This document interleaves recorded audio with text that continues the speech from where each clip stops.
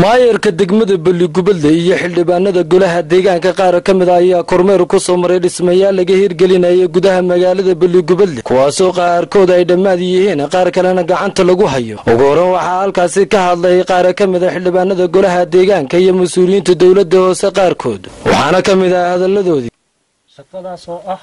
mid kaligiis aan ahayn ee mid dhowr meelood ka socota dhowr meelood ay ka socoto iyo qaar diyaarsan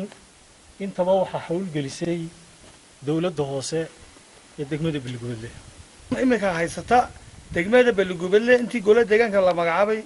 waa dawladii hoose ugu waxtarka badnay. dawladda hoose u dhisayso deyrkii weynaa oo ay wado halkan iyo jeelka labadaba sanadkii naga tagay wixii la soo qabtay wax fara badan baa la soo qabtay 12 saacto laguma soo koobi karo. maanta 2014 waxa noo bilaabmay inaanu dayrirkan bilowno qaar kale oo kasii badanaa bilaabmaan. gabagabadii waxaa soo afmeeray maayarka degmada Balli-Gubadle iyo xogayaha dawladda hoose iyagoo ka warbixiyay qorshe sanadeedka u qorshaysan dawladda hoose degmada Balli-Gubadle 2015 waxaana ka mid ah hadaladoodii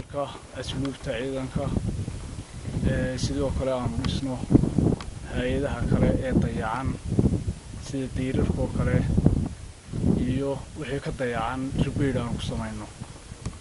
qorshaha sanadka 2015 ayaa waxa noogu jirta inaan dayactirno iskuulada hoose dhexe inaan dhisno xarunta gobolka jeelka dhowr meelo kale horta xarunta gobolka aan imika taaganahay waa tiimaantii dhigto uu dhagax noo dhigay madaxweynaha jamhuuriyadda Soomaaliland Axmed Maxamed Siraayo maalintii dhigto soo maray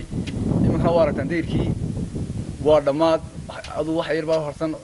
inuu dhowr ka shaqo socdo dhamaad laga yaabo waxaan umada ugu baaqaynaa inay wax qabsadaan oo ay gacan siiyaan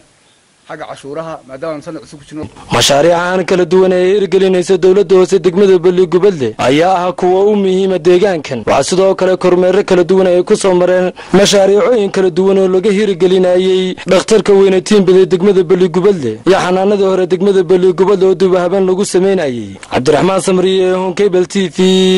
degmada Balli-Gubadle.